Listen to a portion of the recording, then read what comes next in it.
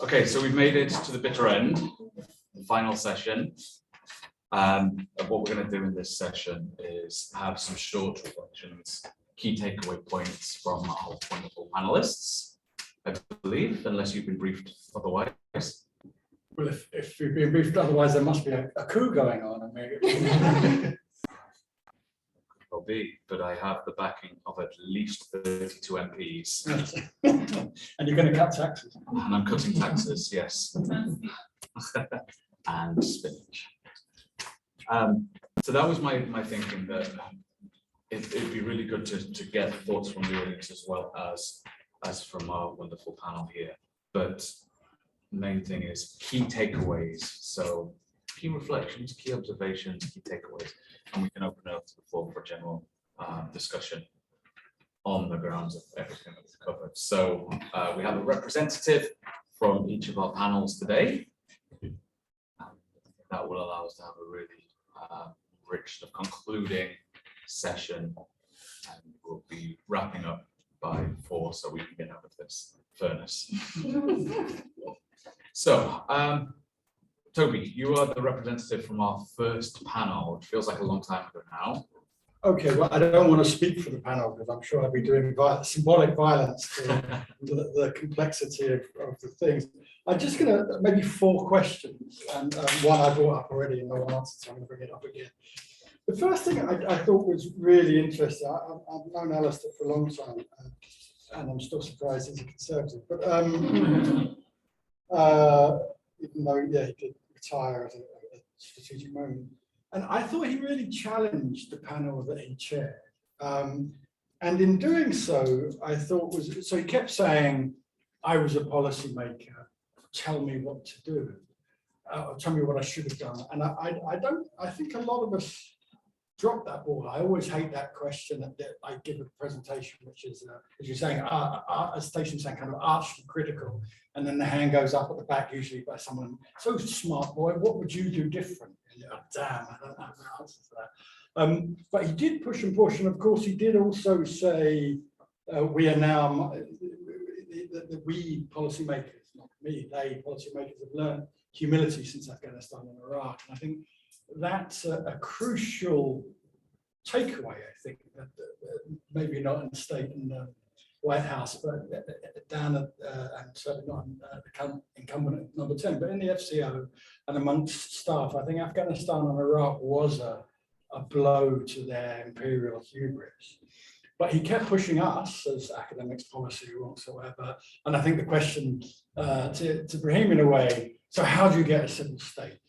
And of course, watching with anger and depression policy evolving towards Iraq from 2003 onwards, and he said that himself, policymakers will always back the known and the stable as opposed to the unknown and the undeliverable. So as I think brilliantly, and I'm going to ask for that quote, indicated, we have a corrupt, mendacious, kleptocratic prime minister in Iraq who's got the absolute unambiguous backing of the White House and the American government.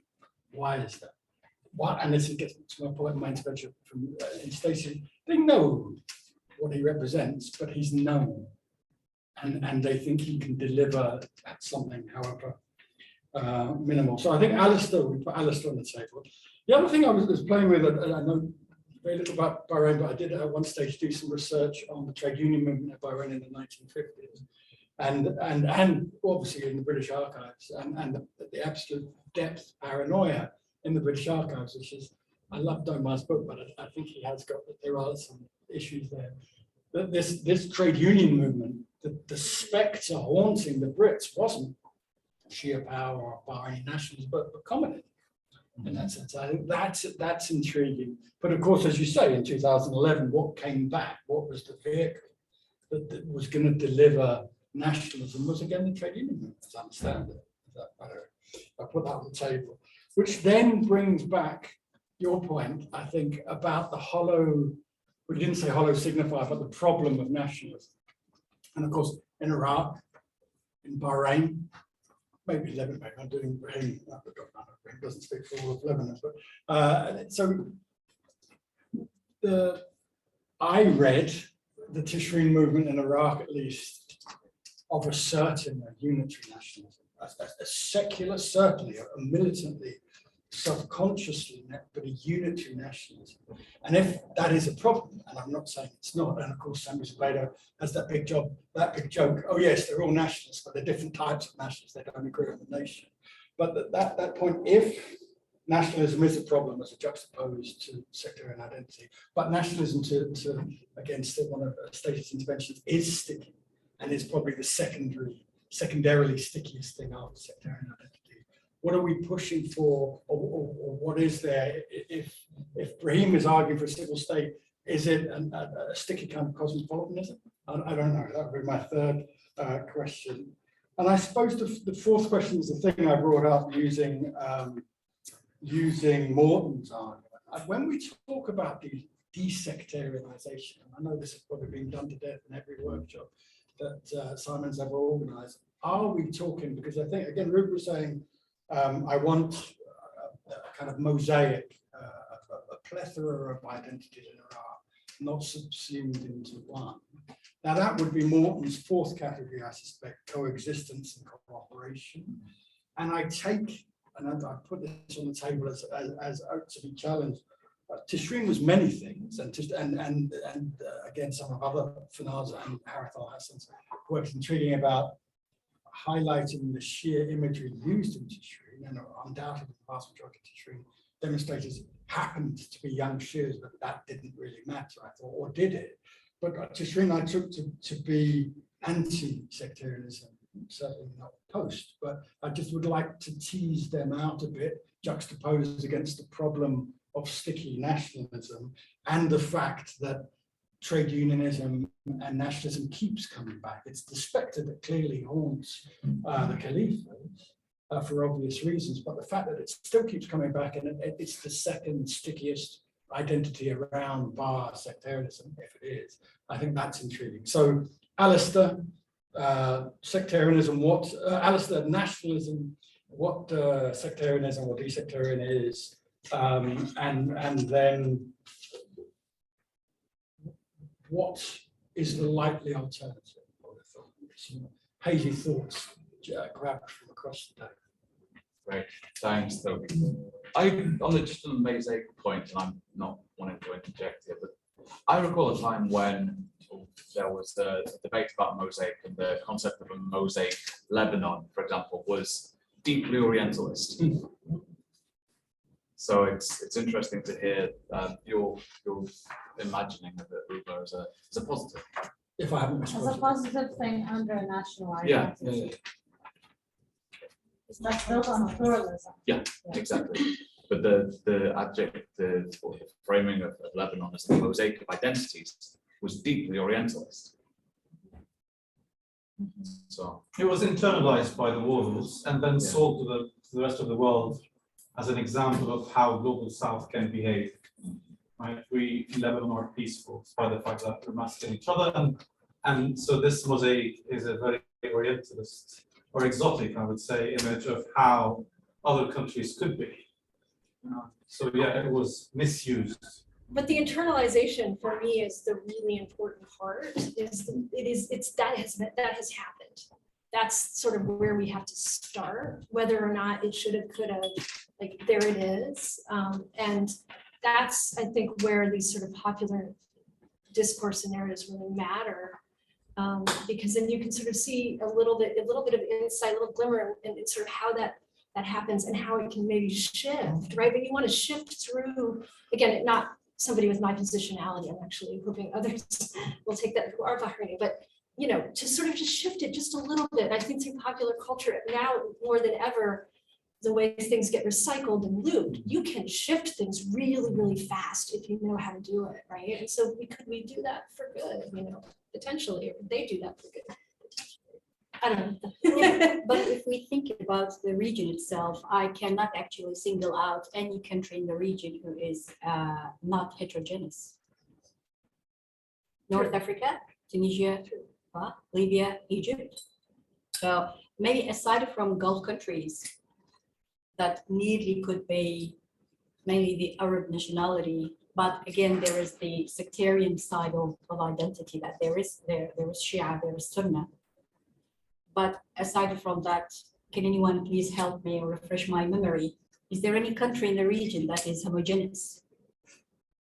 I'm caught by two things. One, Eugene Weber's book, Peasants and Frenchmen, which would make the point all states are heterogeneous. And then just to bring it home to this, Simon's quite right, very negative citation of Gertrude Bell, who was the most virulently sectarian writer, who seems to have got away with it in this sepia-coloured reimagining of imperialism. But of course, her sectarianism comes directly from the sectarian divides in Britain and Ireland. So she compares the Marjahir to a bunch of troublesome popes. Imagine a country run by them. So it's a direct reference to her own base habitus as a bourgeois Englishman. But I would argue that the same applies, for example, to the Khalifa occupation. They had a whole habitus around sort of tribal customs about outsiders and insiders that there is a relatively unbroken line of that in a way that a lot of scholars aren't picking up on, I don't think. And through writing the book that I did, I came out in a slightly different place. Tribal identity really matters in a way that I wasn't expecting. And not having one also is a discount. Hadeel, please. From my own experience in attending conferences and symposiums, I find the side talks and discussions are as much rich and interesting as the presentations themselves. And 2 points today, I had a side discussion with Sana and with Ibrahim. With Sana, we talked about how important it is to centralize women's narrative in research about the region, or to find gender analysis as the lens of the main lens of analysis, because we cannot escape the fact that this region has been shaped by the basis of race and gender. I mean, colonialism itself was based on race and gender, and the whole region established as post-colonial and geographical space based on gender and race. And it is really important to highlight that. So that's one of the points that I would really further to think about and develop. Maybe one day we can have a full symposium that talks about women in the region, to centralize their narrative, their experiences, and definitely the imperative of including their everyday activities within security and IR studies. The second point that Ibrahim, Ruba, and me were talking about, what's next? What's after that? And that's really heartbreaking, because after all these, the bloodshed and this young generation who has been facing death and displacement and defaming, and then at the end of the day, well, it's entrenchment of authoritarian regime rather than having the democratic or even pushing forward to another step of democratizing, for example, Iraq. And there are different, and I'm really happy to hear different approaches of what's next. So it could be violent resistance, it could be education, it could be both, it could, who should, what would be the first step? Is it awareness? Is it something should be done or imposed violently or coercively? But again, these ideas definitely compose or reflects what people there in the region are thinking about, because once they reach this helplessness and hopelessness, that's the most dangerous thing, that there is no change after that. What's beyond blood? What's beyond the blood? So we give blood. So many of us died. Now, some of us, the majority of nearly 22,000 people were displaced. They cannot come back. Injured. 10,000 were displaced. 600 were killed. So we're talking about really high numbers of people who've done their best, but at the end of the day, it's same enrichments. So yeah. Great. Thanks, Hadeel. Blew me. Maybe realistic. Yeah, of course. Staci, anything that you want to? No, I was just reflecting on that great comment, and there isn't enough gender analysis in many of these gatherings. Wow. An extra bit of emphasis there. Yeah, wow, okay. So I'm glad that you said that. That's really important. I had really keep cycling back to Ibrahim's first question.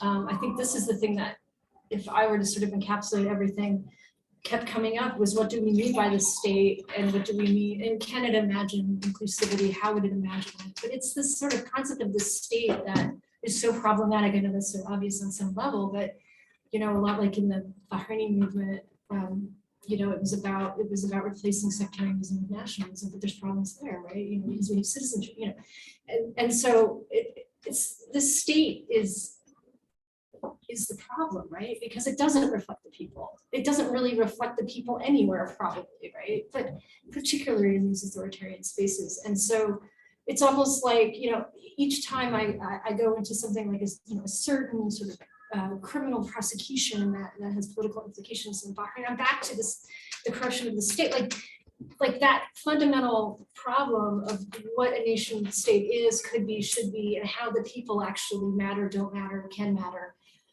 It's really a root problem for things on all levels of analysis. So that's something that's been coming up for me.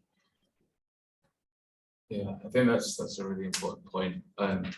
One of the reasons why I went down the sovereignty route for my book was because I didn't have the intellectual space to work through the multifarious understandings of what a state is. I mean, goodness, it took Nazi Ayubi the best part of 1,000 pages to go through his rather detailed reflections on the state. So I think you're very right. But you just got me thinking that maybe the state, it's not just the state that's the problem here, but it's the nature of the political that's the problem. Because we extrapolate from the state, and you take the states out of the equation, be it the Islamic Republic or Saudi Arabia or Israel, Palestine, Oman, wherever it is, you've got similar types of questions about the nature of inclusion and exclusion, and relations between criminal groups, and the absence of a middle class, or socioeconomic problems, widespread abuses of human rights, lack of social justice, lack of dignity, rampant authoritarianism, endemic corruption, the list goes on and on and on. And they're common to a number of different states, certainly not just to the Middle East, of course. So there's not sort of an exceptionalism here. If that's the case, it's the bigger problem is the nature of the political and neoliberal capitalism. Why neoliberal capitalism as the state always been the problem? I was going to ask, my good answer to Staci would be, where is the state not a problem? I agree with you. Yeah. I agree with you. Yeah, it is pretty much always a problem. I mean, I think the global capitalist regime, is also part of the analysis. It changes things. It certainly changes the Western relationship to what we're talking about, for sure. I mean, there's also money involved, not just stability, but just capitalism. I think the neoliberal capital point is important because it conditions things in a certain way. That we can have a different type of state and a different type of set of political issues that would emerge if we were under a global communism, let's say. But go back to Bahrain in the 1950s, or Iraq in the 70s, Egypt, even after 52, when neoliberalism wasn't even a dream in the heads of the capitalist class. It still had profound problems with imperialism, with state repression. Yeah, of course.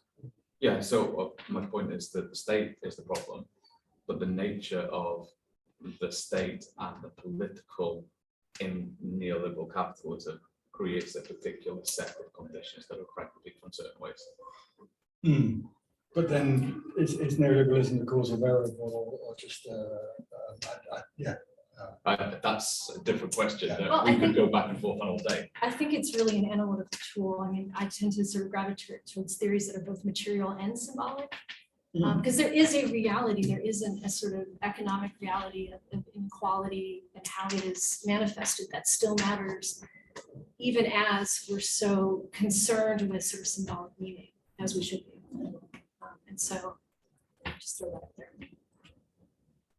Yeah, I think I read once an article by an Iraqi scholar, and he tried to justify the US-led war against Iraq as an attempt to coercively include Iraq within the neoliberal system. It's time that this country that should be part of this neoliberal map, and unfortunately, I can't see that it failed miserably. That's what we see the economy in Iraq. Sure. Mm. I think that point about the comparative states across different time periods and in different global economic contexts is really important.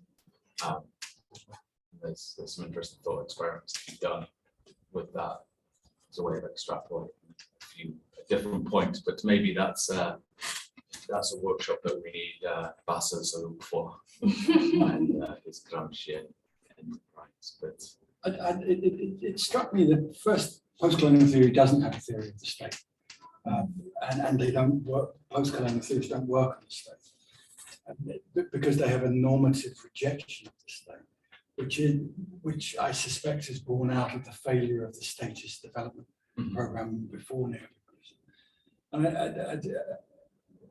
And it gets back to the point I made to Raheem, I think, or that so if you're arguing that nationalism is problematic but sticky, and that somehow you have a normative position against the state, it begs the question of the larger idealist project that you have if you're both rejecting nationalism and the state for a diffuse form of cosmopolitanism.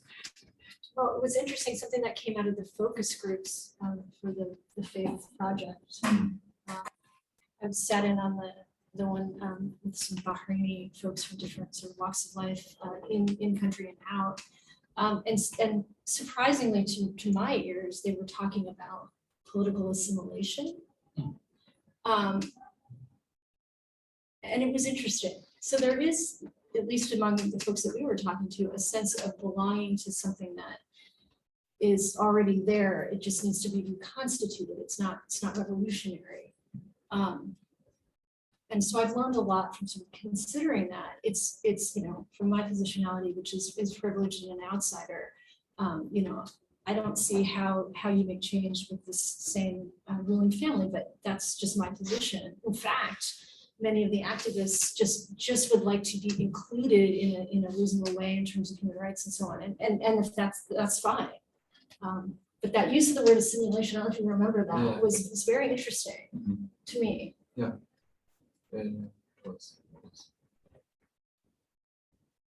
think this is the point where the co-option of key activists, for example, in Tashrin, played around this idea of political assimilation or being part of the political system. You cannot make the change unless you are part of the political system.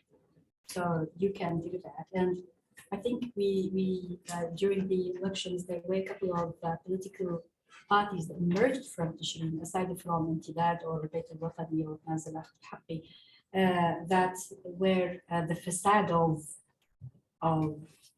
really old political parties. So the only new faces were activists from Tashrin, while the real party is one party that's already there in the government. So yeah. Going back to one of the, sorry, if you finished. Yeah. Going back to one of the things that came up the last session with the discussion about policymaker engagement, and relating back to your point about assimilation, one of the really bizarre things that's been coming out of some of these debates coming out of Washington of late concerns the establishment of a political party in Bahrain along non-sectarian lines. So this is Washington's vision to try and set up, keep a straight face, Staci.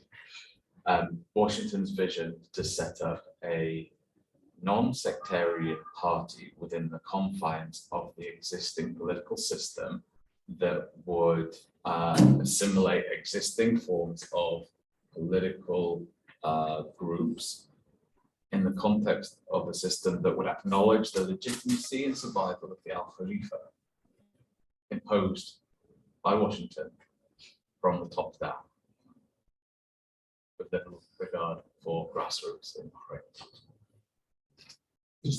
It's not said to have a huge amount of mates at the moment. No, it's not. Mostly, from what I understand, because Bahrainis, including the king and the crown prince, don't think Washington has any capital. But this idea is There's also who they're using to propagate it. Whose name is that, state or White House? or- state. They've also supported it with a large set of funding for monitoring civil society groups, right? So It's not a Bahraini phenomenon. This is policy across the region. And I think it's very similar in Lebanon. They've tokenized the idea of non-sectarianism, and organized aspiring elites around new movements, brought some of them into the parliament.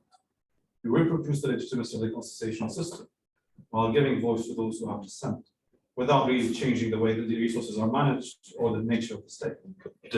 is Washington like putting money into these movements? I don't have numbers, I don't have facts. Sure. I mean, there's a little bit going to Bahrain, it's not a whole lot, but it's, it's used civil society type organizations, I'll put that in quotes.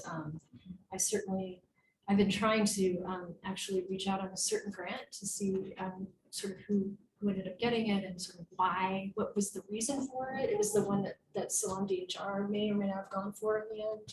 There was a couple that went to mid, but I'm not sure the outcome. Yeah, I don't know either, but I think that would be key because there is something going on, however small, where Washington wants to be a player and to sort of resolve something but it's nonsense because among the government itself in the US, like I was referring to before, there isn't any kind of agreement on what the foreign policy really is or should be doing.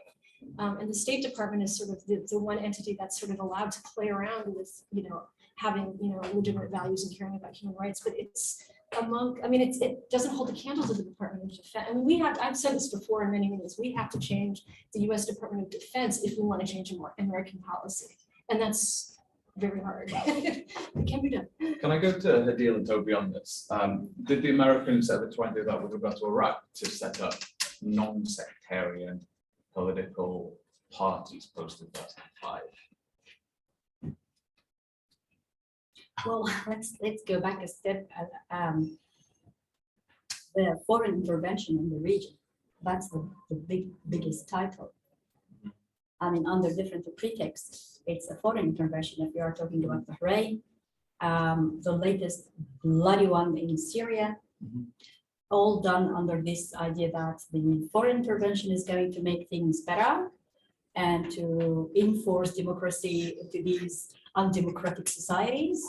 They're unaware of what's going on. It's very chaotic. They need us, the Western powers, to make things right in terms of economy, human rights, democracy. And I think what happened in Afghanistan, for example, is a big failure to the idea of there should be foreign intervention. So let's be realistic. It's not only sorry, but I'm really trying to find what's the time when there was a foreign intervention that really succeeded in bringing democracy and improving human rights and at least accomplished slogans of liberty and supporting of human rights. Actually, I can't find any. Yes. If I might interject just briefly, foreign interventions don't work because if you solve civil rights issues at home, then you would know how to solve them abroad. And the countries that claim to bring democracy to the Middle East are built on genocide and slavery. And we need to address that while working on the Middle East. We need to talk about race. We need to talk about all these things Because as Martin Luther King once said, injustice anywhere is injustice everywhere. And it really does translate. The military-industrial complex, that polices and kills Black men in the US on the street is the same system that kills Iraqi men in Iraq.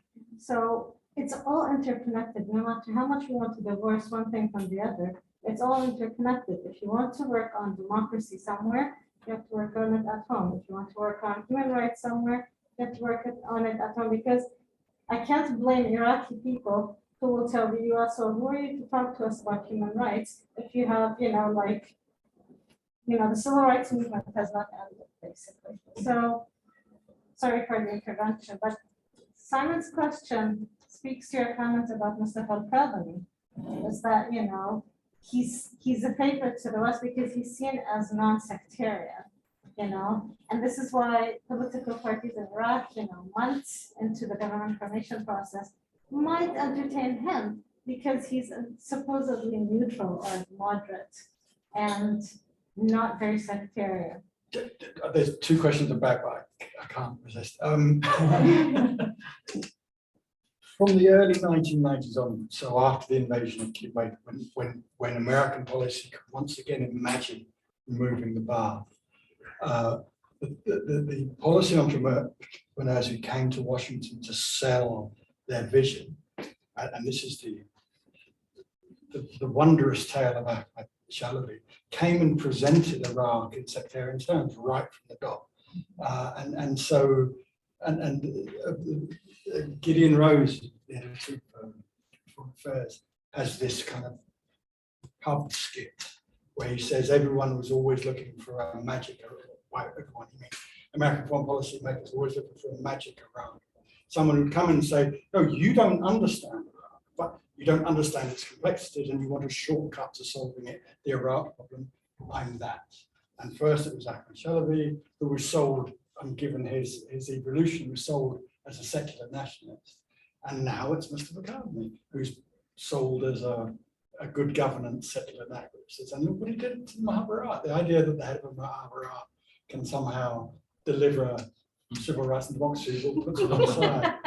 But I do think, I used to write a lot on the neoliberal vision of the US in Iraq. But what I missed, I think, was the deeply Orientalist vision right from the beginning. People like Shalabi and all the exiled entrepreneurs who went to America picked that up very, very quickly and sold the vision of Iraq to every, and it's not Democrat or Republican, it's generation after generation. The early 1990s, they sold an Orientalist vision that was taken, bought, sold, digested, and then given back to Iraq from 2003 onwards. So there is a role for these fantastical foreign policy entrepreneurs, from Shalabi to Kadhimi. And of course, Kadhimi was trained and learned his profession under Shalabi. So we have AK, Umar, Sana, Lucia. Yeah, just throwing a question back to the panel. I can't help wondering, now we're discussing anti-sectarian ideologies, nationalism, other forms of potential modes of cohesion in the divided societies. I can't help thinking, are we becoming obsessed with discussing what could be the potential unifiers of these populations? And do we also, at the same time, then forget to discuss what could be the potential alternative cross-cutting themes that should be promoted in these societies? I remember one of the things that stuck with me from some of the first interviews I did with the Lebanese political activists was I asked them, well, can you explain to me what political system do you want instead of the current one? And they said, well, we actually just want a system where there are multiple new political actors, each representing different interests, ideologies, groups in society that disagree amongst each other, but at least the new or the conflict lines are political. They're competing with each other for the support of the population based on political visions and ideologies rather than sectarian visions and conflict. I thought that thought has stuck with me because maybe that's a more interesting discussion to take instead of like continuing to criticize whatever ideologies that might be potential overarching replacements of sectarianism. How about discussing what other cleavages or which cross-cutting cleavages would be the most fruitful to have in a post-sectarian society? I could come up with class, gender, perhaps even regionality, even though regionality in a country like Lebanon is now associated with sectarianism, but it doesn't have to be. It could also be rural-urban divides, which would be less sectarian and more interest in policy, political based. It's interesting you say that, because that's kind of what we want to get at in our annual conference in December. Oh, really? I'd love to participate in that. Shameless plug for that. Thanks, AK. We'll take the questions, then we can hand over to the panel to riff around the things, if that's all right. Umar? I just wanted to add a bit on the legacy point regarding the discursive creations, media and social media particularly. And again, we'll talk about the fringe, bring the fringe point, because in many places where sectarian violence or sectarian contestation happened, it was done mainly by groups associated by one sectarian hegemon or another one, and it remained pretty much inorganic. But under the new regimes of social media, where discourse dissemination has become very easy, people can actually translate Arabic or translate exactly what the speaker is saying. For instance, in Pakistan, for the first time, a crisis or a scandal showed when somebody noticed that a Shia preacher is doing tabarra in a Muharram procession. And I understand it happens every time, but nobody understood Arabic, so nobody realized that this is going on. But it was done, and somebody tweeted it, and it went viral, and people understood that what's happening.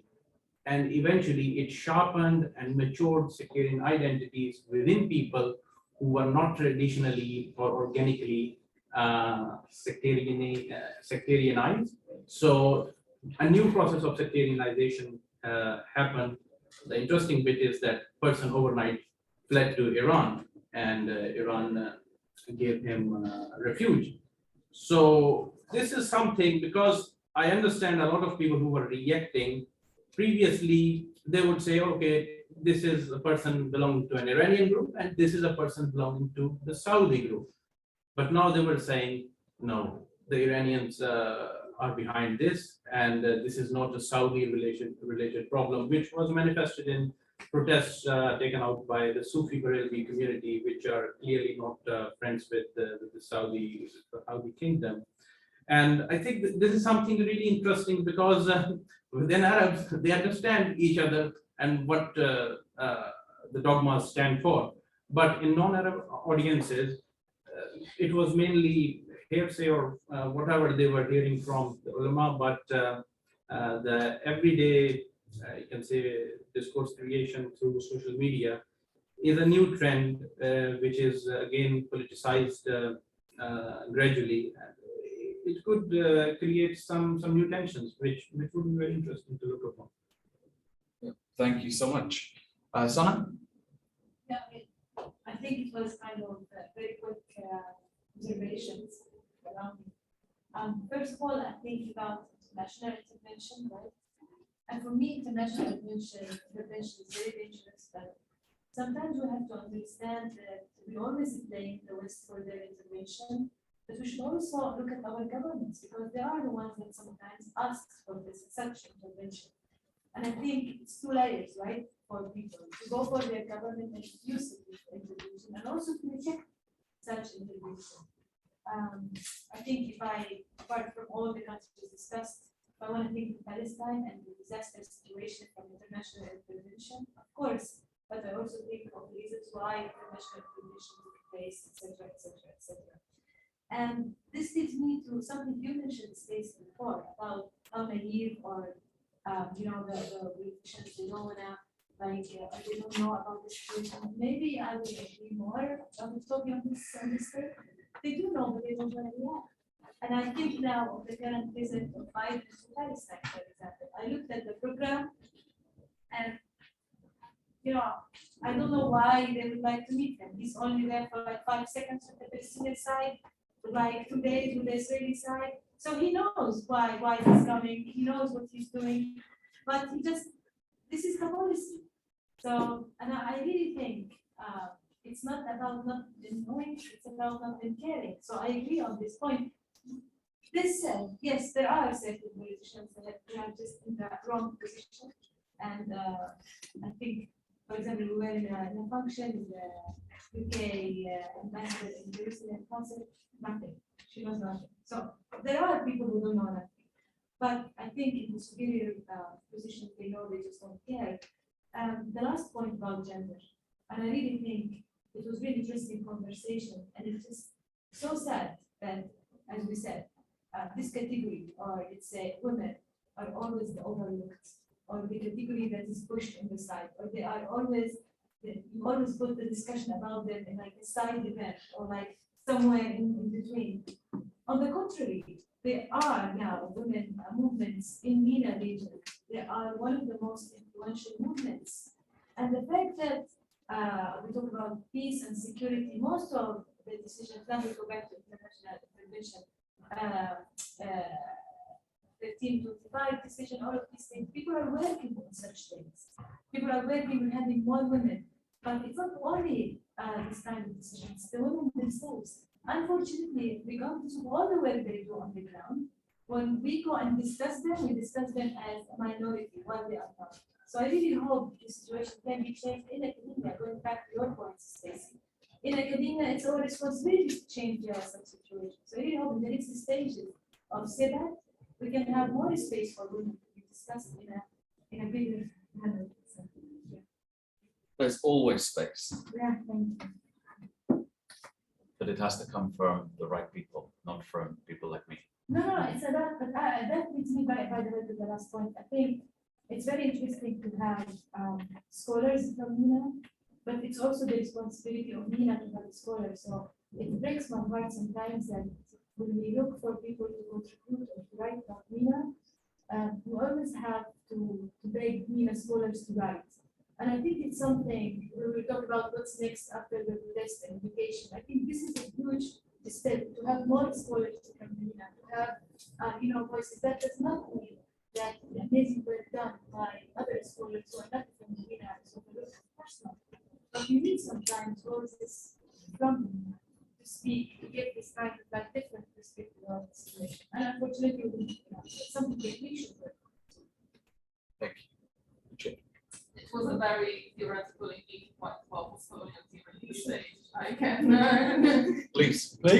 No, I mean, I feel like it kind of summarizes everything that we're talking about today. Like, what is the state? Like, from a very theoretical intellectual perspective, because post-colonial theory talks about the state, and it talks about the state as something that needs to be reimagined as a new form of collectivity, as a new form of universalism. And this kind of follows up from what Uwe was saying in the first panel. Like, this is like how we understand the state and how we operate within the state as political actors is a social political conditioning that needs to be unlearned before we learn it, before we come up with this new form of collectivity.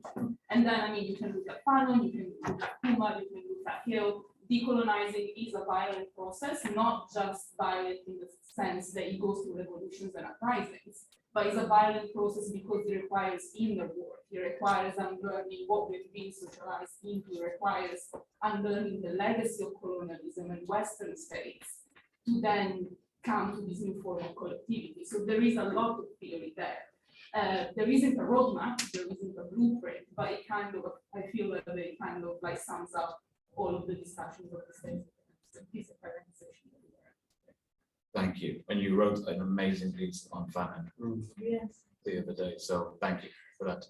And I urge people to read it if you've not done so already. And Ruby, you have your two finger? One, yeah. One. Okay. Just a quick addition. To, we need to be more intersectional now in our approach to desectarianization. Third world approaches to international law talk about the state, but in different terms. And we can learn a lot from that literature. It's not that new, but it's also not that old. So there's always literature being published on the subject, and it's very exciting. So the more intersectional we are in our approach, the more we can learn from each other from different fields. Well, maybe you can share some literature if there are particular things that you think people may have missed or people should be reading. Perhaps can share things. Anyone who's The poem Epps Reader was really good on sectarianization and desectarianization, which included all of your essay. I think that's a textbook. excellent. Okay, I am conscious that we are finishing at 4. So if I can maybe ask our panelists to pick out any particular themes that they would like to address from that round of questions and observations. And keep it relatively brief, please, so we can get this wrapped up. Conscious of the heat. Toby. I just agree on intervention. I think it's an obscenity. And I just worry how quickly in this town and in DC the comparative humility and insecurity of profound defeats and failures in Iraq and Afghanistan will be forgotten and are already being forgotten. On AK's point, which is well taken on the cross-cutting cleavages, class, gender, of course, and then region. I think, of course, with so much expertise in the room, I'll float this gently, but in terms of, because of the violence of displacement in Iraq, regionalism has become to some extent desectarianized because the other is far away. I was thinking more about the south of Iraq. Someone mentioned, I think the refusal of Tishreen or the Tishreen to be co-opted, and for a long time the people in the squares saying no. So the trick, the old politicians turn up and say, all right, so join us, tell us what we need to do, which is kind of a baited hook, as it were. And of course, no, we won't. And then, but then Beit al-Watani then gets co-opted, or some of them. Post Tishreen, and especially today, what really hammered home to me as an outsider is the power of the system to co-opt, to corrupt, to suppress, and that never ceases. A system that's divided against itself, a system that's much younger than Lebanon, but a system that seems, with not a great deal of effort, to be able to murder, corrupt, and co-opt at will, and more, I suspect, damage to co-option and corruption and murder. That's the point.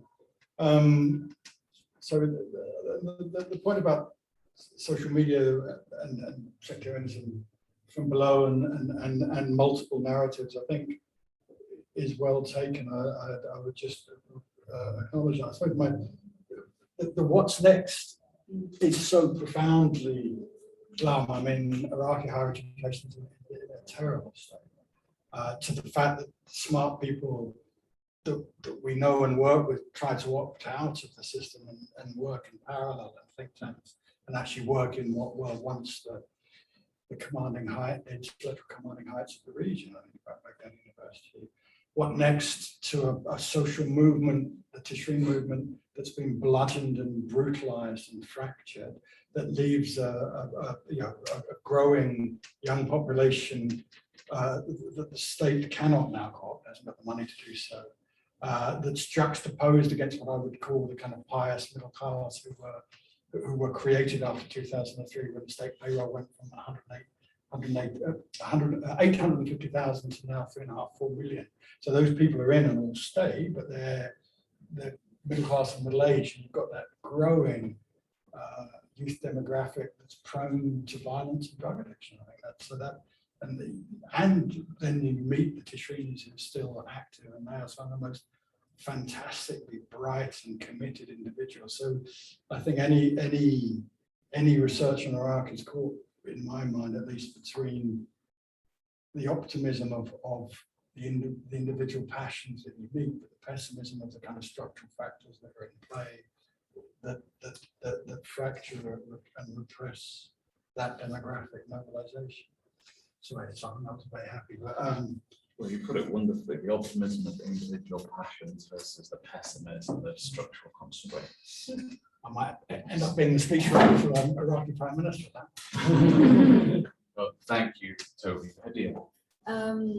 Maybe 2 points. If as we are talking from security or IR point of view, and sometimes we sideline not only gender but also the voice of people who are usually not considered within these two disciplines. Another thing is that maybe it's also related to historical trauma. It is true, Iraqi people, and we had this discussion with Ruba a couple of days ago, that it's inconsistent traumatic state. It's even predating 2003, definitely during the previous regime. And each component of Iraqi people definitely suffered at some historical point from traumatic events. And the idea is that Iraqi people didn't have the time to address this, to acknowledge it, to recover from this crisis after crisis after crisis after crisis. That's the idea of victimhood that the majority of Shia now is playing around, that we've been victimized by the previous regime. Actually, every component in Iraq has been victimized in a way or another in a specific historical moment. And unless I mean, Iraqi people acknowledge this and address it and approach it, I don't think we will still in this circle of who was victimized more and prolonged, you know. The second point is yes to decolonizing research about Iraq. That's what I highly support and suggest in different terms. I attended one of the panels at Christmas, which was really amazing in how to decolonize research about MENA. What are the tools, the methodology? How can we approach this? What is expected from Arab or from researchers from the region? If I don't want to mention only one component of the region, which is really, really interesting. And that's hopefully would be the next step of giving the chance to silence the voices of researchers from the region. Thanks, Hadeel. Staci. Quick point to Lucia and Vicky's comments. I agree there's a lot on the state and post-colonial stuff that I've read, but I think a lot about Spivak and how it's a stepping stone, right? It's insufficient, it's fraught with all sorts of violence and everything, but we still should envision something better. And in her more recent work, she's really been using the planetary as this analytic sort of lens, and it seems laughable, but it asks the right question. I mean, if we are going to imagine, why not imagine something that is so wonderful, right? We often sort of limit ourselves, even when we say we're not being practical, we're too practical, right? And is there something that could be like a planetary humanism? Is that even possible? But then back to AK's point, maybe there are situations where that isn't quite possible based on social relations, right? And do we need to be unified? Do we need to be planetary or national or what have you? But then, so we somehow have to come up with a way, I would think, where people are able to, be profoundly different and even coarse with each other, but yet it's not violent, physical violence or that kind of cultural violence. And I wrestle with that, and it comes down to sort of our notions of human nature, right? I mean, as a sociologist, I tend to say, well, things are all social relations and humans are we sort as one of our main, we sort other people as one of our main interactions in the social world. So then how can we transcend those differences, regardless of the structure that we could hypothetically build? And is that notion a Western notion of a civil society that, we're mad at each other, but we can still, go have a pint? I mean, but does that translate to the context that we might be looking at? So anyway, good stuff. But I'm glad you guys mentioned those aspects. Wow. So that, I think, points to the breadth and the depth of these conversations, from the planetary to the existential. And planetary is problematic because if we, discover another life form, then we've got to re-theorize. So we're never done, right? I'm sorry. Yeah, but I think it points to the increasingly intersectional nature of these types of debates, the complexity of them, ranging from this real focus on the theoretical and conceptual nature of the state, as we've heard in lots of different forms, to the sort of performativity of religion, the actual internalization of religion, questions of protest, of belonging, and putting all these things together, we get some important intellectual questions, but some very, very real and serious outcomes for people. That's, I guess, one of the most important takeaways from all this, that we're dealing with the lives of people in lots of different ways, and it's people who were affected by the clashing of all these different agendas, aspirations, ideologies, agendas, etc. But that being said, this has been a really, really rich set of discussions and reflections, and I've taken a lot out of it and really, really enjoyed it. So a huge thank you to Poppy. So a round of applause for Poppy. So thank you, Poppy. Thank you, Adam, from Policy Centre. Thank you, everyone, for coming on. Thank you to all the wonderful speakers from across the world. It's really, really great to welcome people from the States, from Australia, from Palestine, from Denmark, and everywhere else. So a huge thank you, everyone. It's great to see everyone in the flesh, and hopefully we will be able to do this again in the not too distant future.